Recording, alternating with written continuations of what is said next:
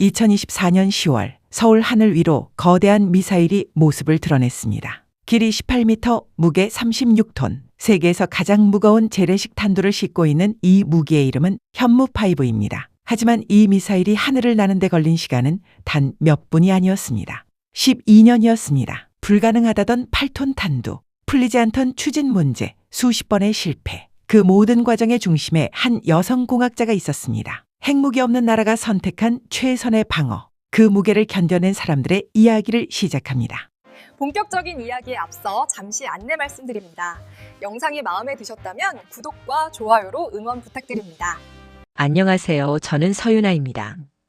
국방과학연구소에서 미사일 추진체를 연구하고 있습니다. 정확히는 로켓 엔진이라고 부르는 것들이죠. 무언가를 하늘로 띄우는 일을 20년 넘게 해왔습니다. 2012년 4월 저는 대전에 있는 연구소 3층 회의실에 앉아 있었어요. 창밖으로는 벚꽃이 지고 있었는데 회의실 안 분위기는 봄과는 거리가 멀었습니다. 프로젝트 책임자가 스크린에 숫자 하나를 띄웠어요. 8톤. 탄두 무게였습니다. 우리가 개발해야 할 새로운 미사일이 실어야 하는 폭탄의 무게였죠. 회의실에 있던 연구원 15명이 일제히 숨을 삼켰습니다. 제 옆에 앉은 후배가 작은 소리로 물었어요. 오타 아니냐고요. 저도 그러길 바랐습니다. 하지만 아니었어요. 그때까지 우리가 만든 미사일들의 평균 탄두 무게는 1톤에서 2톤 사이였습니다. 가장 무거운 것도 3톤을 넘지 않았어요. 8톤은 그 4배에 가까운 무게였죠. 게다가 이걸 300km 이상 날려야 한다는 조건이 붙어 있었습니다. 상식적으로 불가능했어요. 무거운 물체를 멀리 날리려면 엄청난 추력이 필요합니다. 추력을 키우려면 엔진을 크게 만들어야 하고요. 엔진이 커지면 미사일 전체 무게가 늘어나죠. 그럼 더 큰 추력이 필요하고 악순환이었습니다. 책임자가 다음 슬라이드를 넘겼어요. 북한의 지하 요새 사진이었습니다. 콘크리트로 덮인 갱도 안반을 깎아 만든 시설들. 2010년 연평도 포격 사건 이후 우리 군이 가장 두려워하는 것들이었죠. 일반적인 미사일로는 이런 시설을 파괴할 수 없습니다. 표면만 긁을 뿐이에요. 그래서 8톤이 필요했던 거예요. 무거운 탄두가 높은 곳에서 떨어지면 그 자체로 엄청난 에너지가 됩니다. 게다가 특수 금속으로 만든 관통탄이라면 지하 깊숙이 박힐 수 있죠. 미국의 벙커버스터처럼요. 하지만 우리는 미국이 아니었습니다. 기술도 예산도 경험도 부족했어요. 회의실 분위기가 무거워졌습니다. 누군가 질문했어요. 정말 가능하냐고요? 책임자는 솔직했습니다. 모르겠다고. 하지만 해야 한다고요. 북한이 핵무기를 개발하는 상황에서 우리도 뭔가 대응 수단이 필요하다고요. 저는 손을 들었습니다. 추진체 개발에 얼마나 시간이 걸릴까요? 책임자가 답했어요. 5년? 10년? 아무도 몰랐습니다. 이런 크기의 엔진을 만들어 본 적이 없었으니까요. 회의가 끝나고 저는 제 연구실로 돌아왔습니다. 책상에 앉아 계산기를 두드렸어요. 기존 추진체 설계를 기준으로 계산했죠. 결과는 명확했습니다. 불가능. 기존 방식으로는 8톤을 300km 날릴 수 없었어요. 창밖을 봤습니다. 연구소 건물 너머로 산이 보였어요. 저 산 어딘가에 우리가 만든 구형 미사일들이 보관돼 있었죠. 그것들로는 부족했습니다. 새로운 걸 만들어야 했어요. 그날 밤 집에 가는 길에 편의점에 들렀습니다. 라면을 사서 집에서 끓여 먹었어요. TV를 켰죠. 뉴스에서 북한 이야기가 나왔습니다. 또 미사일을 쐈다고요. 우리를 위협하고 있다고요. 라면 국물을 마시면서 생각했습니다. 이 일을 왜 해야 하나? 불가능한 프로젝트에 몇 년을 바쳐야 하나? 포기하고 싶었어요. 하지만 동시에 이런 생각도 들었습니다. 누군가는 해야 하는 일이라는 생각이요. 다음 날 출근해서 팀원들을 모았습니다. 작은 회의실이었어요. 우리 팀은 5명이었죠. 저를 포함해서요. 화이트보드 앞에 섰습니다. 빨간 마커를 들었어요. 어제 회의 내용을 설명했습니다. 8톤 탄두 300km 사거리. 팀원들의 표정이 굳었어요. 한 명이 물었습니다. 정말 하는 거냐고요? 저는 고개를 끄덕였습니다. 해야 한다고요. 불가능해 보이지만 시작은 해보자고. 설계를 처음부터 다시 짜자고. 아무도 해본 적 없는 방식으로요. 막내 연구원이 물었습니다. 정말 가능하냐고요. 저는 솔직하게 대답했어요. 모르겠다고.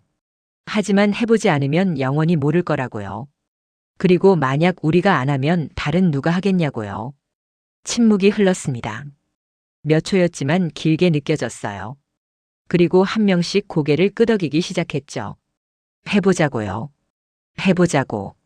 화이트보드에 숫자를 적기 시작했습니다. 목표 추력 75톤. 미사일 총 중량 36톤. 탄두 무게 8톤. 연료량 계산, 엔진 크기 계산, 발사대 하중 계산. 하나씩 적어 나갔어요. 오후 내내 계산했습니다. 저녁이 돼서야 초안이 나왔어요. 가능성은 있었습니다. 이론상으로는요. 하지만 이론과 현실은 다르죠. 실제로 만들려면 수없이 많은 문제를 해결해야 했습니다. 그날 저녁 늦게 연구소를 나섰습니다. 밤하늘에 별이 보였어요. 저 별들처럼 우리 미사일도 하늘 높이 날아갈 수 있을까? 확신은 없었습니다. 하지만 해볼 가치는 있다고 생각했어요. 그렇게 우리의 12년이 시작됐습니다. 2012년부터 2021년까지 우리에게는 보이지 않는 천장이 있었습니다. 한미 미사일 지침이라는 거였어요. 1979년부터 존재했던 이 약속은 우리가 만들 수 있는 미사일의 사거리와 탄두 무게를 제한했죠.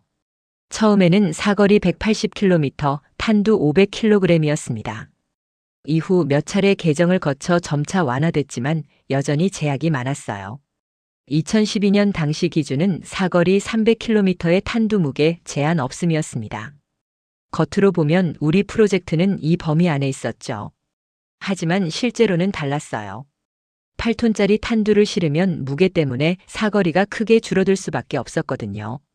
더 큰 문제는 기술 개발 자체였습니다. 대형 고체 연료 엔진을 개발하려면 수백 번의 연소 실험이 필요해요. 그런데 실험할 때마다 상세한 보고서를 작성해야 했고 모든 데이터가 검토 대상이었죠. 사거리를 늘릴 수 있는 기술은 애초에 연구하기 어려운 구조였습니다. 당시 우리 팀은 기초 연구에 집중했어요. 엔진 소재 실험, 연료 배합 테스트, 연소 효율 계산. 실제 미사일을 만드는 건 아니었지만 언젠가 필요할 기술들을 축적하는 거였죠. 2013년 여름 첫 번째 소형 엔진 시험을 했습니다. 추력 10톤급이었어요. 최종 목표의 7분의 1 크기였죠. 대전 시험장에서 연소 테스트를 진행했습니다. 점화 순간 불꽃이 터져 나왔어요. 5초, 10초, 15초. 연소는 안정적이었습니다. 하지만 추력이 예상보다 낮았어요. 9톤 정도밖에 안 나왔죠. 10% 부족이었습니다. 문제는 연료 배합이었어요. 연소 온도가 너무 높아서 노즐이 손상됐습니다. 다시 설계해야 했죠. 6개월이 걸렸습니다. 2014년 봄 두 번째 시험. 이번에는 9.8톤이 나왔어요. 거의 목표치였습니다. 하지만 연소 시간이 짧았어요. 18초 만에 꺼졌죠. 20초가 목표였는데요. 이런 식으로 몇 년이 흘렀습니다. 작은 성공, 작은 실패. 한 걸음 앞으로 반 걸음 뒤로. 답답했어요. 언제쯤 실제 크기 엔진을 만들 수 있을까? 그 전에 프로젝트가 취소되는 건 아닐까? 2015년 가을, 저는 미국 보스턴에서 열린 추진체 학회에 참석했습니다. 세계 각국의 미사일 연구자들이 모이는 자리였어요. 중국, 러시아, 유럽. 다들 자기 나라 기술을 발표했죠. 중국 연구진의 발표가 인상적이었습니다. 중거리 미사일의 2단 엔진 설계에 관한 내용이었어요. 추력 60톤급이었죠. 우리가 목표하는 것과 비슷한 크기였습니다. 하지만 그들은 이미 완성했고 우리는 아직 연구 중이었어요. 발표가 끝나고 질문 시간이 있었습니다. 손을 들고 싶었어요. 소재는 뭘 썼는지, 연소 효율은 어땠는지. 하지만 물어볼 수 없었습니다. 우리 프로젝트와 관련된 질문은 민감했으니까요. 호텔로 돌아와 창밖을 바라봤습니다. 찰스 강이 보였어요. 밤이었지만 불빛이 물에 반사돼 아름다웠죠. 하지만 기분은 우울했습니다. 다른 나라들은 자유롭게 기술을 논하는데 저는 입을 다물어야 했어요. 2017년 5월 문재인 대통령이 취임했습니다. 취임사에서 안보를 강조했어요. 자주 국방 능력을 키우겠다고요. 그해 여름부터 미사일 지침 개정 논의가 본격화됐다는 소식이 들려왔습니다. 연구소 안에서는 기대 반 걱정 반이었어요. 정말 풀릴까? 40년 넘게 유지된 지침이 풀릴까? 설령 풀린다 해도 우리가 준비가 돼 있을까? 2018년, 2019년, 2020년.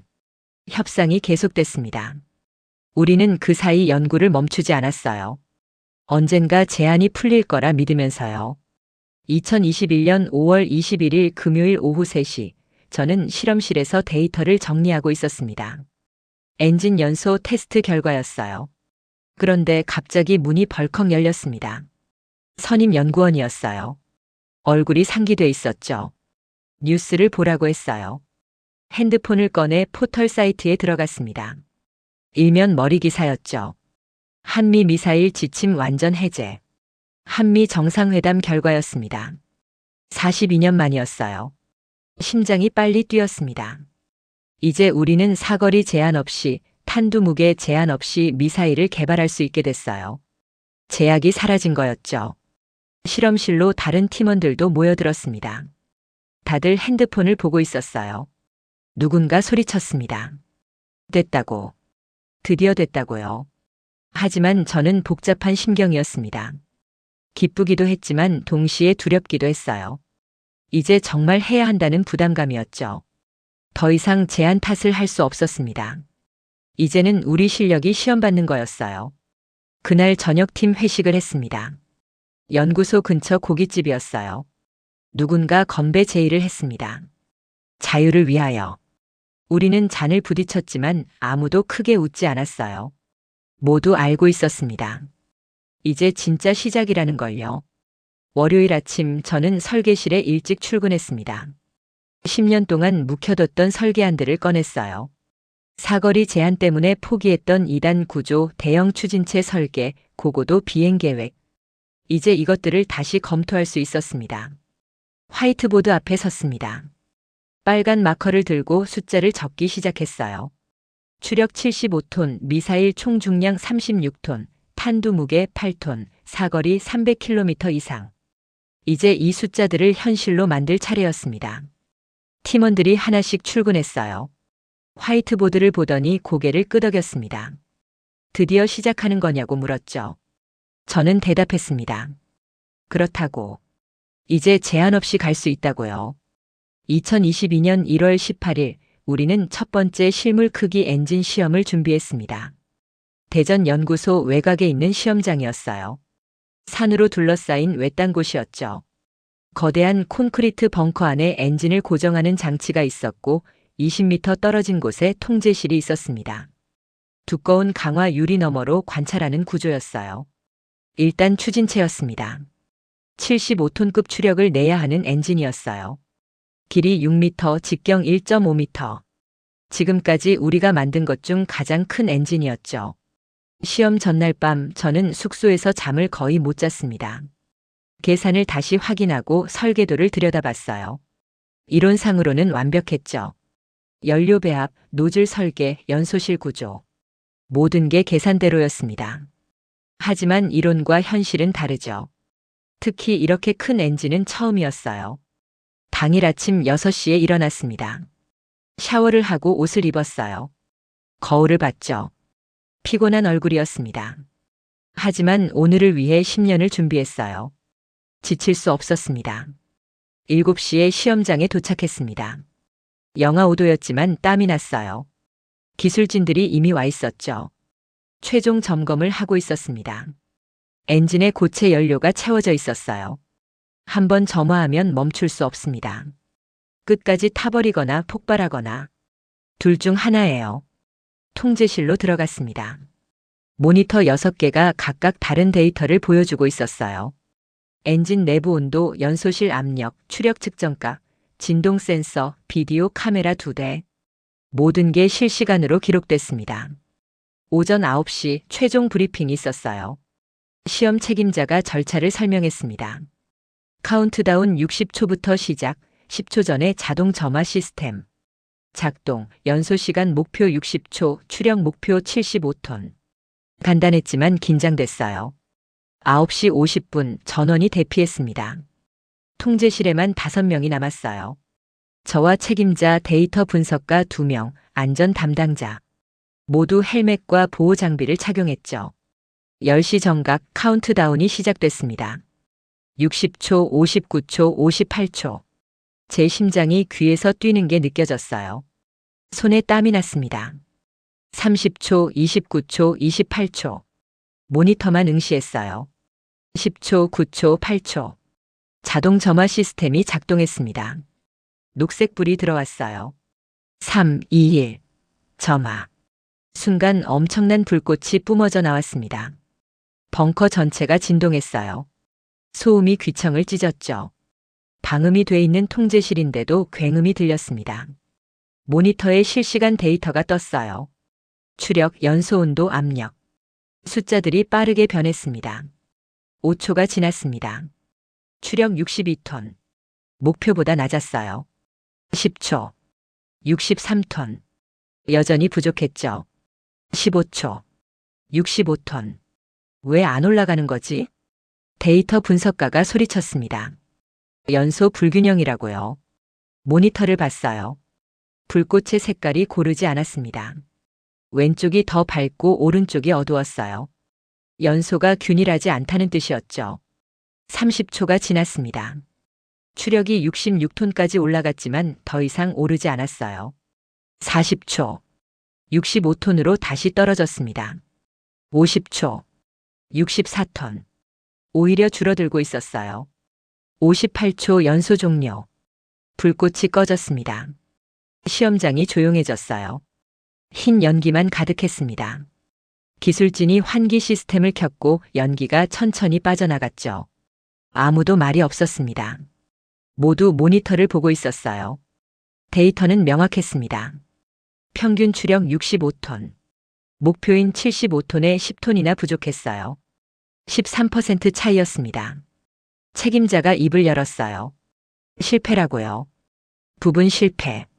엔진은 작동했지만 성능이 목표에 미치지 못했다고요. 추력 부족은 곧 미사일이 원하는 거리까지 날아갈 수 없다는 뜻이었습니다. 오후 1시 긴급 회의가 열렸습니다. 데이터를 분석했어요. 원인을 찾아야 했죠. 여러 가능성이 제기됐습니다. 연료 배합 문제일 수도 있고 노즐 설계가 잘못됐을 수도 있고 연소실 형상이 최적화되지 않았을 수도 있었어요. 하지만 가장 큰 문제는 소재였습니다. 엔진 내벽 소재요. 이렇게 큰 엔진은 연소 중에 엄청난 열과 압력을 받아요. 섭씨 3000도가 넘는 온도죠. 기존 소재로는 버티기 어려웠던 겁니다. 내벽이 손상되면서 연소 효율이 떨어진 거였어요. 해결책은 2가지였습니다.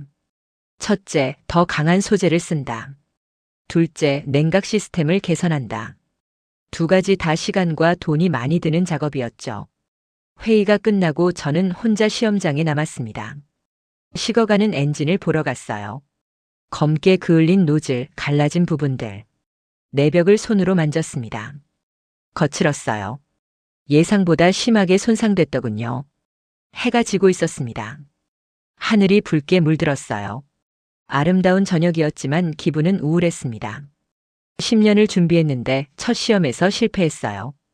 연구실로 돌아와 팀원들을 모았습니다. 화면에 실패 데이터를 띄웠어요. 아무도 말이 없었죠. 무거운 침묵이 흘렀습니다. 제가 먼저 입을 열었습니다. 실망스럽다고요. 저도 실망했다고. 하지만 포기하지는 않을 거라고요. 처음부터 성공할 거라고 기대하지 않았다고. 이게 시작이라고요. 막내 연구원이 물었습니다. 언제쯤 성공할 수 있을까요? 저는 솔직하게 답했어요. 모르겠다고. 6개월일 수도 있고 1년일 수도 있고 2년일 수도 있다고. 하지만 계속 하다 보면 언젠가는 될 거라고요.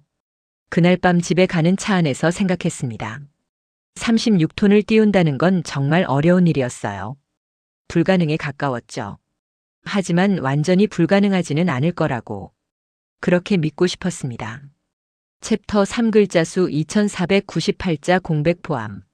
계속 작성하겠습니다. 잠시만 기다려주세요. 제시도하게 속계획했다. 챕터별 정확한 글자 수 관리. 사용자가 계속 작성해달라고 했습니다. 챕터 4부터 8까지 각각 정확히 2500자씩 작성해야 합니다. 각 챕터마다 글자 수를 정확히 체크하겠습니다. 챕터 4 금속의 선택. 2022년 중반 우리는 두 가지 문제와 동시에 씨름하고 있었습니다. 하나는 추진체 소재 개선이었고 다른 하나는 탄두 설계였어요. 엔진 문제는 소재 연구팀에 넘겼습니다. 그들은 내열 합금을 연구하고 있었죠. 새로운 코팅 기술도 개발 중이었어요. 제가 집중한 건 탄두였습니다. 8톤짜리 탄두를 어떻게 만들 것인가. 5월 어느 날 소재 연구실의 박 박사님이 제 연구실로 찾아왔어요. 손에 작은 금속 덩어리를 들고 있었죠. 무게가 상당했습니다. 텅스텐 합금이라고 했어요. 박 박사님이 설명했습니다. 중금속 관통체를 쓰자고요. 탄두의 앞부분을 텅스텐이나 열화우라늄 같은 무거운 금속으로 만드는 거였죠. 폭약을 많이 넣는 게 아니라 무게 자체를 무기로 쓰는 방식이었습니다. 계산을 해봤어요. 미사일이 고도 1000km까지 올라간 뒤 수직으로 떨어진다고 가정했습니다. 중력 가속도를 받아 마하 10속도로 낙하하게 돼요. 8톤이 그 속도로 떨어지면 운동 에너지만으로도 엄청난 파괴력이 생깁니다. 숫자를 적어봤어요. 질량 8000kg, 속도 초속 3km. 운동 에너지 공식은 간단합니다. 2분의 1 곱하기 질량 곱하기 속도의 제곱. 결과는 36기가줄이었어요. TNT 폭약으로 환산하면 약 8.6톤에 해당하는 에너지였죠. 박 박사님이 말했습니다. 여기에 폭약까지 더하면 11톤 이상의 폭발력이 나온다고요. 그리고 중금속 관통체는 콘크리트를 뚫는 능력이 탁월하다고요. 시뮬레이션을 돌렸습니다. 컴퓨터 화면에 가상의 콘크리트 구조물이 떴어요. 두께 100m. 일반적인 벙커보다 훨씬 두꺼운 가정이었죠. 재생 버튼을 눌렀습니다. 탄두가 마하 10으로 충돌하는 순간이 슬로우 모션으로 재생됐어요. 충격파가 동심원으로 퍼져나갔습니다. 콘크리트가 부서지기 시작했죠. 탄두가 박혔습니다. 10m, 30m, 50m, 80m. 관통 깊이가 표시됐어요. 그리고 0.1초 후 내부에서 폭발. 구조물 전체가 무너지는 애니메이션이 나왔습니다. 내부에서 터진 폭발은 모든 힘이 구조물을 파괴하는 데 집중됐어요. 박 박사님이 제안했습니다. 탄두의 80%를 중금속으로 채우자고요. 6.4톤이죠. 나머지 1.6톤만 폭약으로 하면 충분하다고요. 중요한 건 폭발력이 아니라 뚫고 들어가는 힘이니까요. 6월부터 본격적인 설계에 들어갔습니다. 문제는 무게 중심이었어요. 탄두가 너무 무거우면 미사일 전체의 균형이 깨집니다. 비행 중에 흔들리거나 궤도가 어긋날 수 있죠. 2단 엔진의 위치를 조정했습니다. 원래 중앙에 있던 걸 조금 뒤로 옮겼어요. 연료 탱크 배치도 바꿨죠. 무게 분포를 다시 계산했습니다. 시뮬레이션으로 비행 안정성을 테스트했어요. 7월 말 소형 모델 테스트를 했습니다. 실제 크기의 10분의 1 모형이었어요. 제주도 사격장에서 발사했죠. 목표물은 두께 10m짜리 콘크리트 블록이었습니다. 발사 순간 관통체가 초속 2km로 날아갔어요. 육안으로는 보이지 않는 속도였죠. 0.1초 후 콘크리트에 박혔습니다. 충격음이 들렸어요. 먼지가 피어올랐죠. 접근해서 확인했습니다. 구멍이 뚫려 있었어요. 깊이를 재봤죠. 8.2m. 예상보다 좋은 결과였습니다. 실제 크기로 환산하면 80m 이상 관통할 수 있다는 뜻이었어요. 하지만 문제가 발견됐습니다. 관통체가 박힌 뒤 폭발할 때 충격이 위로 역류했어요. 관통한 구멍을 통해 폭발력이 새어나간 겁니다. 이렇게 되면 지하시설을 완전히 파괴하기 어려웠어요. 8월 한 달 동안 해결책을 고민했습니다. 여러 아이디어가 나왔어요. 관통체 형상을 바꾸자는 의견, 폭약 배치를 조정하자는 의견. 하지만 가장 효과적인 건 지연신관이었습니다. 지연신관은 충돌 후 일정 시간 뒤에 터지도록 하는 장치예요. 0.1초만 지연시켜도 탄두가 더 깊이 박힐 수 있습니다. 그 짧은 시간 동안 관통이 계속되거든요. 그리고 폭발할 때는 이미 깊숙이 박힌 상태라 폭발력이 모두 내부로 집중되죠. 9월에 재시험을 했습니다. 지연 신관을 장착한 모형이었어요. 발사 충돌. 0.1초 대기. 그리고 폭발. 이번에는 달랐습니다. 콘크리트 블록이 내부에서 완전히 분쇄됐어요. 파편이 사방으로 튀었지만 폭발 에너지는 모두 내부에서 소진됐습니다. 구멍 위로 역류하는 폭발은 거의 없었어요. 성공이었습니다. 연구팀이 환호했죠. 저도 안도했어요. 탄두 설계의 핵심 문제를 해결한 거였으니까요. 연구실로 돌아와 최종 설계안을 작성했습니다. 탄두 총 중량 8톤, 중금속 관통체 6.4톤, 고폭약 1.6톤, 지연 신관 0.1초, 예상 관통 깊이 100m 이상, 예상 폭발 위력 11톤 이상. 북한의 지하시설 중 이 깊이까지 내려간 곳은 거의 없을 거예요. 대부분 30m에서 50m 사이죠. 100m면 충분했습니다. 10월 초 국방부에 중간 보고를 했습니다. 장성 몇 분이 참석했어요. 탄두 설계안을 설명했죠. 시뮬레이션 영상도 보여줬습니다. 한 장성이 질문했어요. 정말 북한 지휘부 벙커를 파괴할 수 있냐고요. 저는 자신 있게 답했습니다. 가능하다고요. 이론상으로는. 실제 시험은 아직이지만 계산상으로는 충분하다고요. 회의가 끝나고 연구소로 돌아왔습니다. 이제 남은 건 탄두와 추진체를 결합하는 일이었어요. 8톤을 300km 날리는 일. 추진체 개선이 얼마나 진행됐는지 확인해야 했죠. 소재 연구팀에 전화했습니다. 박 박사님이 받았어요. 진행 상황을 물었죠. 좋은 소식이 있다고 했습니다. 새로운 내열 코팅을 개발했다고요. 다음 달 시험한다고요. 희망이 보였습니다. 탄두는 완성됐고 추진체도 개선되고 있었어요. 이제 이 두 가지를 합치면 됐습니다. 2022년 11월 우리는 또 다른 난관에 부딪혔습니다. 발사대 문제였어요. 12월에 예정된 두 번째 추진체 시험을 앞두고 발사대 설계를 검토하고 있었습니다. 엔지니어링 팀에서 우려를 제기했어요. 75톤급 엔진이 내뿜는 열과 압력이 너무 강하다고요. 기존 방식은 한런치였습니다. 미사일 엔진을 발사대에서 바로 점화하는 방식이죠. 불꽃과 배기가스가 아래로 뿜어져 나오면서 미사일을 밀어 올립니다. 간단하고 검증된 방식이었어요. 하지만 시뮬레이션 결과가 좋지 않았습니다. 발사관이 3번에서 5번 정도 사용하면 금속 피로로 손상될 거라는 예측이 나왔어요. 발사관이 휘거나 균열이 생길 수 있었죠. 심하면 다음 발사 때 사고가 날 수도 있었습니다. 발사대를 더 튼튼하게 만들 수도 있었습니다. 더 두꺼운 강철, 더 많은 보강제. 하지만 그러면 무게가 크게 늘어나요. 구축 18륜 차량으로도 운반하기 어려울 정도로요.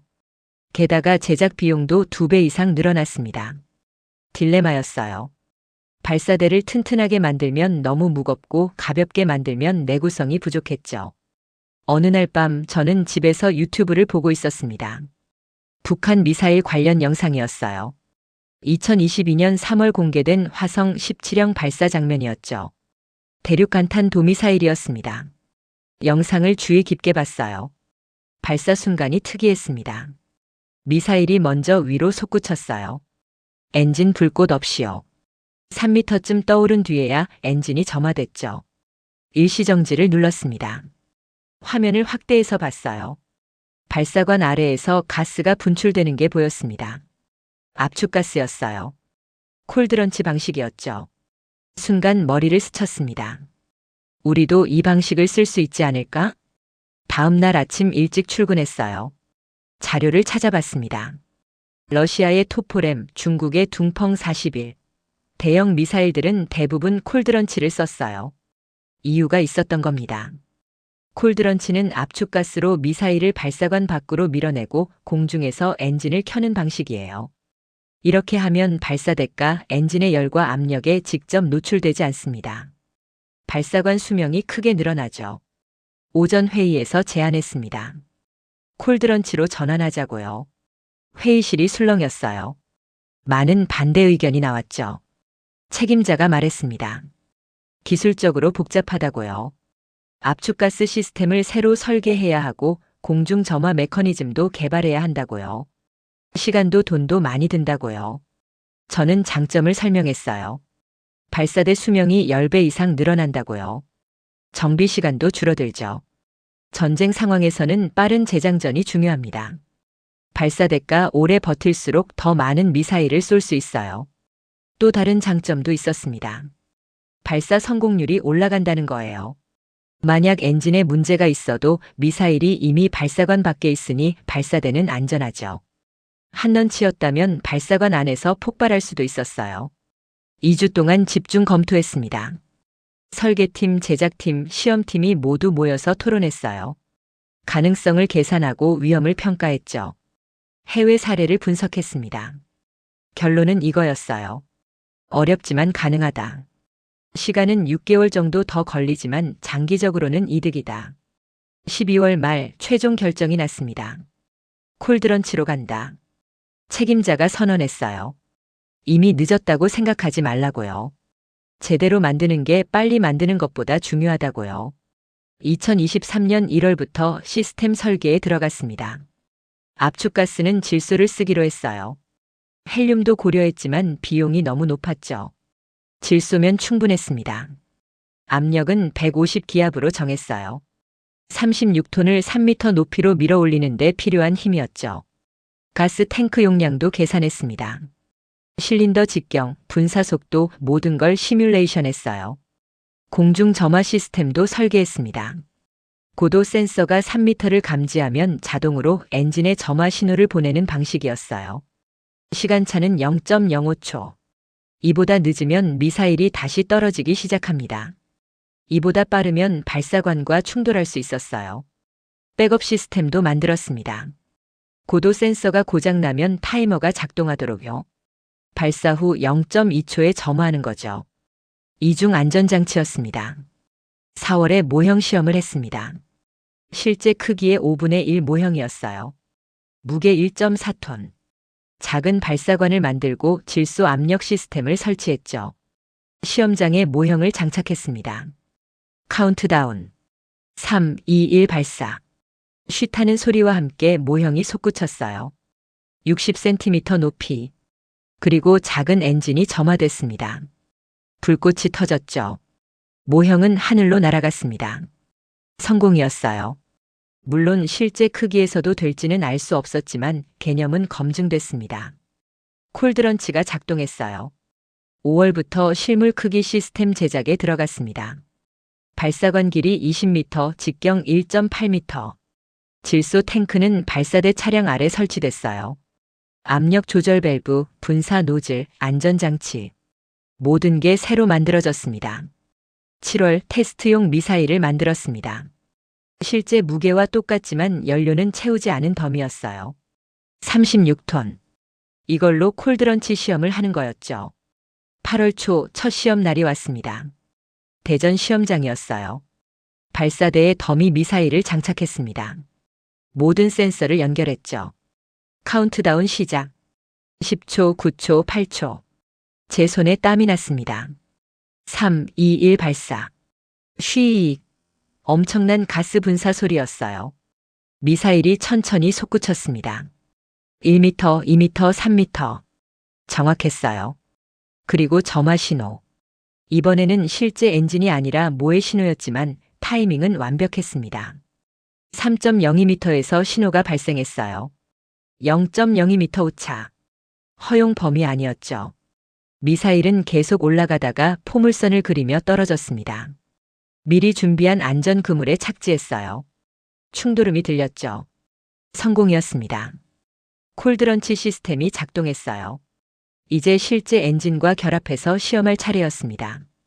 2023년 9월 15일 금요일 새벽 4시에 눈을 떴습니다. 제주 남쪽 한림읍의 작은 모텔이었어요. 창밖은 아직 어두웠지만 잠이 오지 않았습니다. 오늘이 그날이었거든요. 실제 발사 시험. 더미가 아닌 진짜 미사일, 실제 연료와 탄두를 실은 완성품. 첫 번째 완전 체계 시험이었습니다. 샤워를 하고 옷을 입었어요. 거울을 봤죠. 떨리는 손으로 면도를 했습니다. 작은 상처가 났어요. 피가 났지만 신경 쓸 겨를이 없었습니다. 5시에 모텔 로비에서 팀원들을 만났습니다. 다들 긴장한 표정이었어요. 아무도 많이 자지 못한 것 같았죠. 커피를 마셨습니다. 쓴맛이 입안에 맴돌았어요. 6시에 차량으로 이동했습니다. 해안가 임시 통제실까지 30분 거리였어요. 차 안은 조용했습니다. 아무도 말이 없었죠. 창밖으로 동이 트고 있었습니다. 통제실에 도착했어요. 컨테이너를 개조한 임시 시설이었습니다. 모니터 6개, 통신 장비, 데이터 기록 시스템. 좁았지만 필요한 건 다 있었어요. 밖으로 나가 발사 지점을 봤습니다. 500m 떨어진 곳이었어요. 구축 18륜 차량 위에 세워진 원통형 발사관. 햇빛을 받아 은색으로 빛났습니다. 저 안에 36톤짜리 미사일이 들어 있었어요. 우리가 11년 동안 만든 것이었죠. 7시 해군 함정 2척이 해상 통제를 시작했습니다. 발사 지점 주변 15km를 봉쇄했어요. 민간 선박이 들어오지 못하도록요. 하늘도 통제됐습니다. 비행 금지 구역이 설정됐어요. 8시 기상 브리핑을 받았습니다. 날씨는 좋았어요. 맑음, 바람 초속 3m, 파고 0.5m. 발사하기에 완벽한 조건이었죠. 9시 최종 점검이 시작됐습니다. 엔진 상태 체크, 유도 시스템 확인, 안전장치 점검, 통신 연결 확인. 항목이 50개가 넘었어요. 1시간 동안 하나씩 검토했습니다. 모두 녹색불이 들어왔어요. 문제 없음. 10시 발사 1시간 전 브리핑을 했습니다. 목표 지점은 남쪽으로 350km 떨어진 해상이었어요. 무인도 근처였죠. 미사일은 고도 1000km까지 올라간 뒤 포물선을 그리며 낙하하게 됩니다. 비행시간 약 5분. 최고 속도 마하 10. 책임자가 물었습니다. 준비됐냐고요? 모두 고개를 끄덕였습니다. 11년을 준비했어요. 더 준비할 건 없었죠. 10시 30분 전 카운트다운에 들어갔습니다. 발사대 주변이 완전히 대피됐어요. 통제실에만 10명이 남았습니다. 저와 책임자, 데이터 분석가 셋, 안전 담당자 둘, 통신 담당자 둘, 의료진 1명. 10시 50분 10분 전. 제 심장이 빨리 뛰었어요. 손에 땀이 났습니다. 옆에 선 후배가 저를 봤어요. 떨고 있었죠. 괜찮냐고 물었습니다. 저는 고개를 끄덕였어요. 괜찮다고. 거짓말이었지만요. 10시 59분 1분 전. 통제실이 조용해졌습니다. 숨소리만 들렸어요. 모니터만 깜빡였죠. 카운트다운이 화면에 떴습니다. 60, 59, 58. 30초. 자동 시퀀스 시작. 모든 시스템이 컴퓨터 제어로 전환됐어요. 이제 사람이 할 수 있는 건 없었습니다. 지켜보는 것뿐이었죠. 10초, 9초, 8초.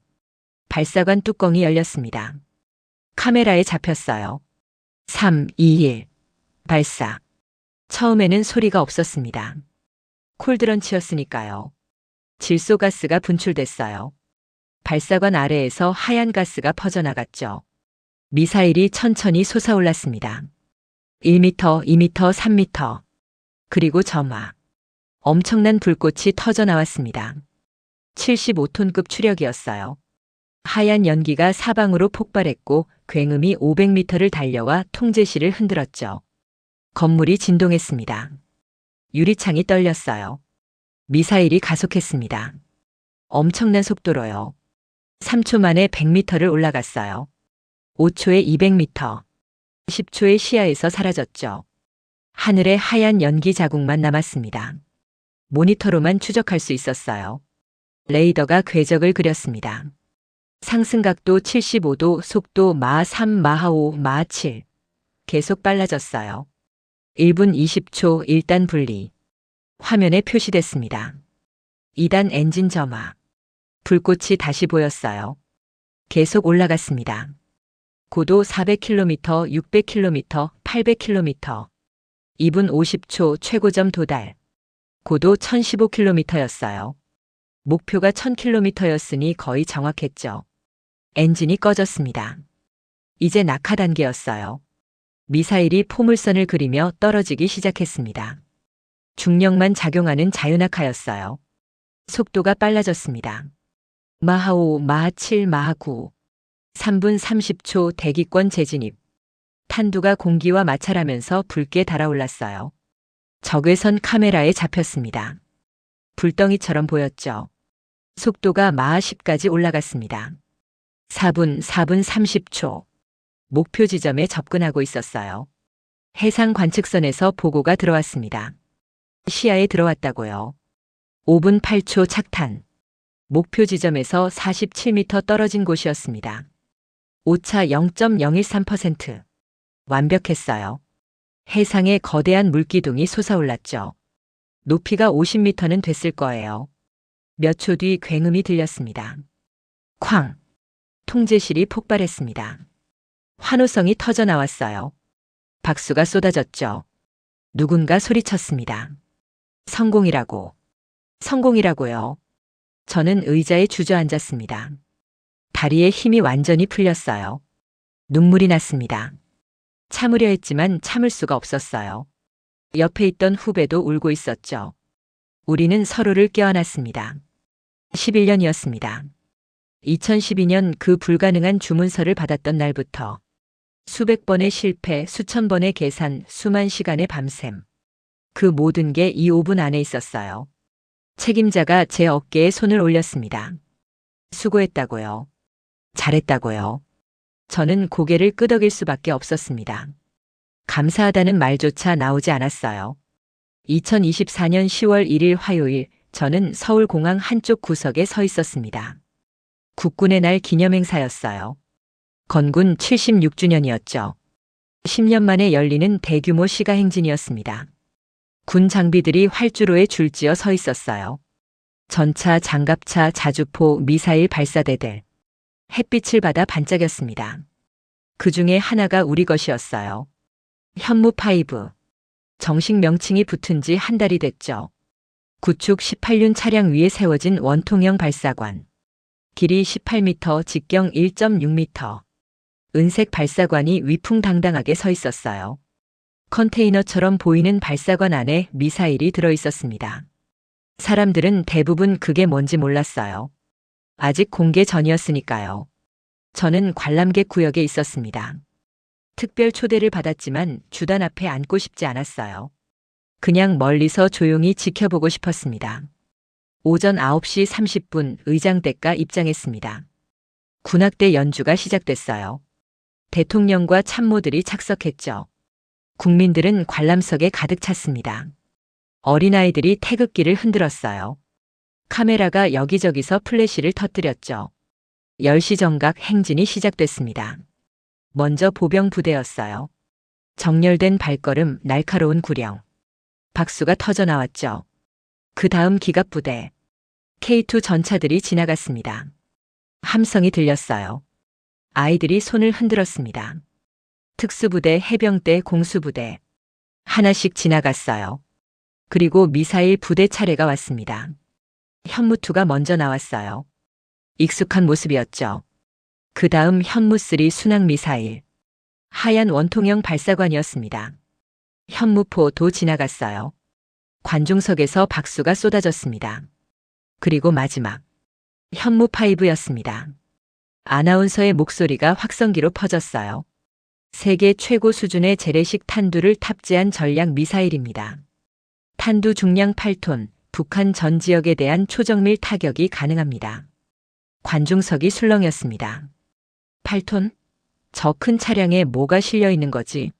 카메라들이 일제히 발사대를 향했어요. 플래시가 빗발쳤죠. 셔터 소리가 연달아 들렸습니다. 저는 멀리서 그 장면을 지켜봤습니다. 가슴이 벅찼어요. 저 거대한 차량이 천천히 움직이는 모습은 장관이었습니다. 18개 바퀴가 동시에 굴러갔죠. 발사관이 햇빛을 받아 반짝였어요. 저 안에 36톤이 들어있다는 걸 아는 사람은 많지 않았습니다. 관중 중에 한 노인이 옆 사람에게 물었어요. 저게 뭐냐고요? 미사일이라고요. 얼마나 강하냐고요. 그 사람이 답했습니다. 북한 땅굴도 뚫을 수 있다고요. 노인이 고개를 끄덕였어요. 그래야지 우리도 강해야지. 발사대가 주단 앞을 지나갔습니다. 대통령이 경례를 붙였어요. 군 관계자들이 일어서서 박수를 쳤죠. 저도 모르게 박수를 쳤습니다. 제 옆에 있던 사람들도 함께 쳤어요. 행사가 끝나고 저는 발사대 근처로 갔습니다. 경계 구역이었지만 연구원 신분증으로 들어갈 수 있었어요. 경비병이 신분을 확인하고 통과시켜줬죠. 가까이서 보니 더 컸습니다. 18개 바퀴 하나하나가 제 키만 했어요. 발사관은 하늘을 향해 서 있었죠. 제가 설계한 엔진이 저 안에 있었습니다. 제가 수백 번 시험했던 그 엔진이요. 손으로 발사관을 만졌어요. 차가웠습니다. 금속의 차가움.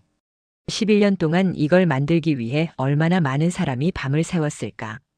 얼마나 많은 실패를 겪었을까? 얼마나 많은 좌절이 있었을까? 누군가 제 옆에 섰습니다. 돌아보니 책임자였어요. 그도 발사관을 만지고 있었죠. 우리는 말없이 서 있었습니다. 한참 동안요. 그가 먼저 입을 열었어요. 이제 끝입니까? 저는 고개를 저었습니다. 시작이죠. 이제 이걸 200발 만들어야 하니까요. 그가 웃었습니다. 그렇군요. 끝은 없네요. 오후 2시 저는 연구소로 돌아왔습니다. 텔레비전을 켰어요. 뉴스에서 현무5가 주요 소식이었습니다. 전문가들이 출연해서 분석했죠. 재래식 무기로는 세계 최강이라고요. 북한 지하시설을 파괴할 수 있다고요. 해외 언론도 보도했습니다. CNN에서 영상을 내보냈어요. 한국이 공개한 괴물 미사일이라는 제목이었죠. 미국 전문가의 인터뷰가 나왔습니다.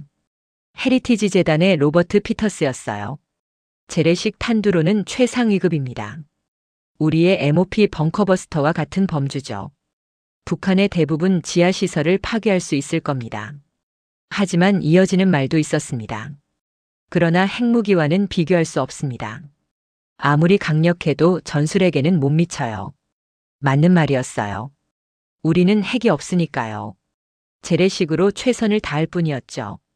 8톤은 대단한 수치지만 1킬로톤 핵탄두와 비교하면 100분의 1도 안 되는 위력이에요. 하지만 그래도 의미가 있었습니다. 북한이 핵을 쓰려고 할 때 우리가 선제 타격으로 지하 벙커를 파괴할 수 있다는 걸 보여준 거니까요. 억제력이었습니다. 저녁 뉴스에서 북한 반응도 나왔어요. 공식 반응은 없었지만 전문가들은 북한이 긴장했을 거라고 분석했습니다. 그들의 지하 요새가 더 이상 안전하지 않다는 걸 알았을 테니까요.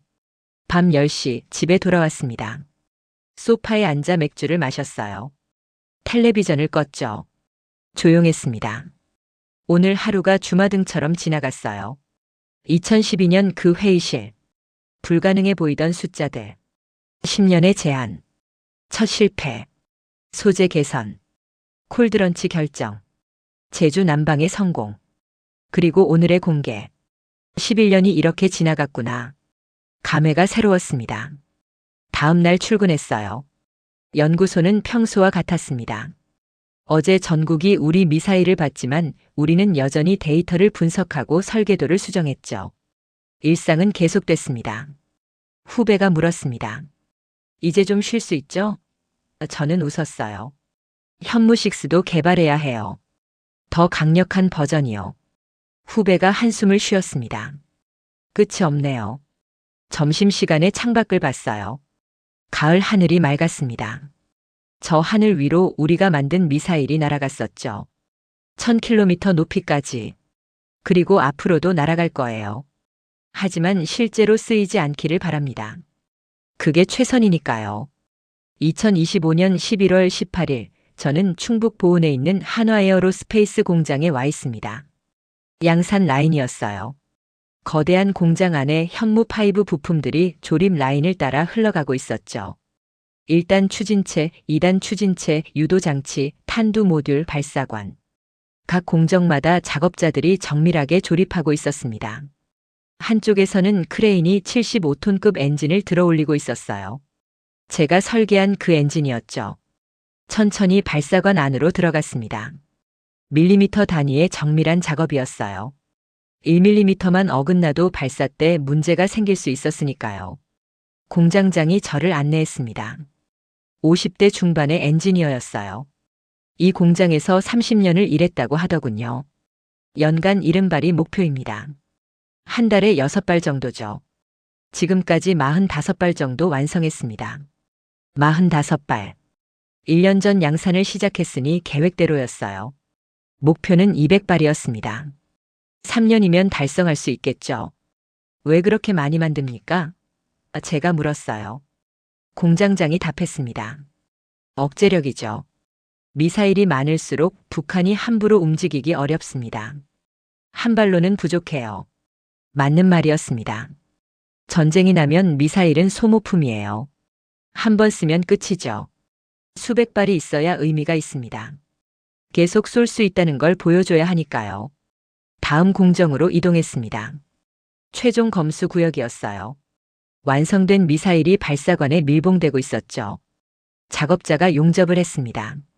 불꽃이 튀었어요. 밀봉이 완료되면 이 미사일은 개봉되지 않습니다.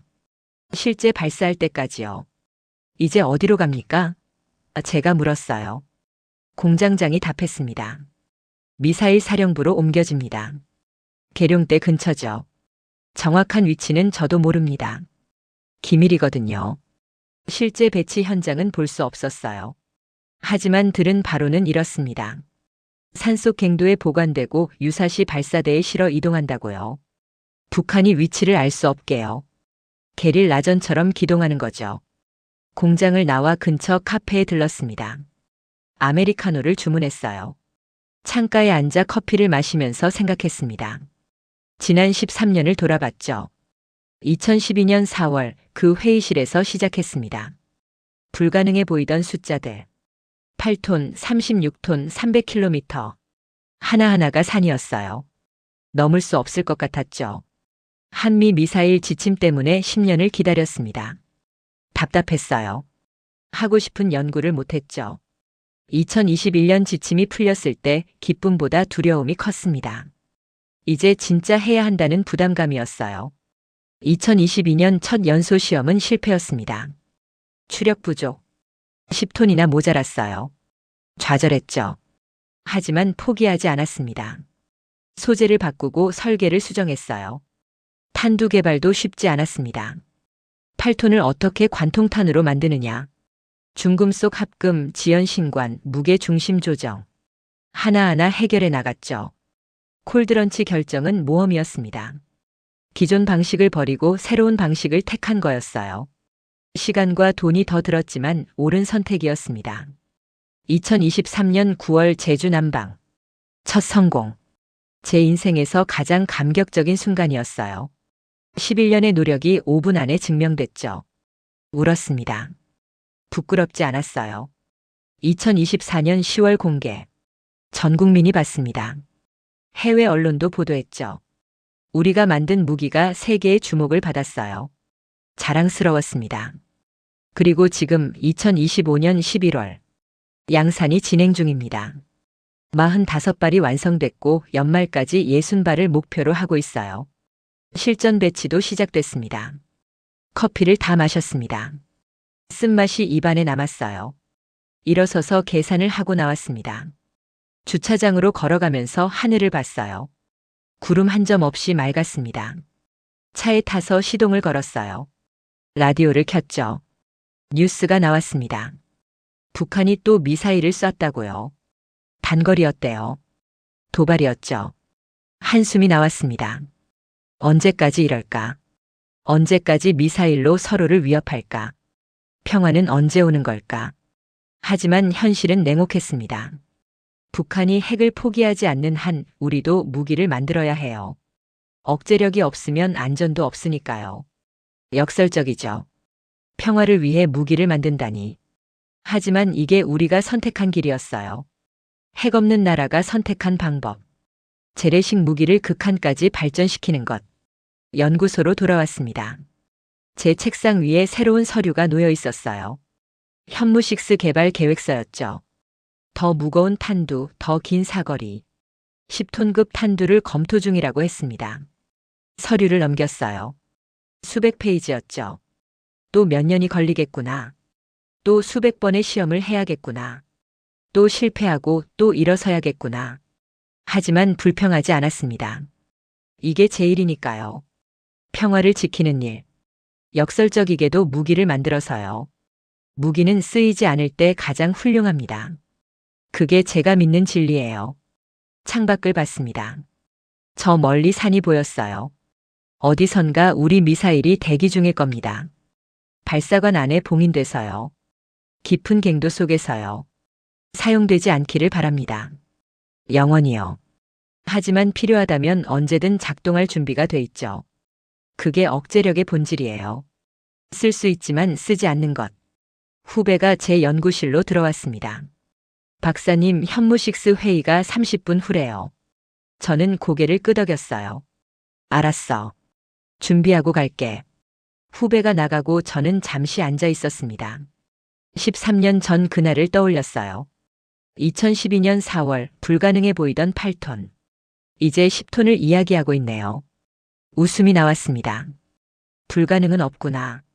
시간과 노력만 있으면, 그리고 포기하지 않는 마음만 있으면. 일어서서 회의실로 향했습니다. 새로운 프로젝트가 기다리고 있었어요. 현무식스 더 강력한 무기, 더 확실한 억제력. 그게 제가 36톤에 담은 균형입니다. 전쟁을 막기 위한 무기, 평화를 지키기 위한 위협. 역설이지만 현실이었어요. 복도를 걸으면서 생각했습니다. 언젠가 이런 무기가 필요 없는 날이 올까? 남북이 평화롭게 지내는 날이 올까? 잘 모르겠어요. 하지만 그날이 올 때까지 저는 제 일을 할 겁니다. 회의실 문을 열었습니다. 팀원들이 기다리고 있었어요. 화이트보드에 숫자들이 적혀 있었죠. 10톤, 40톤, 500km. 또 시작이구나. 끝나지 않는 여정. 하지만 괜찮았습니다. 이게 제 길이니까요.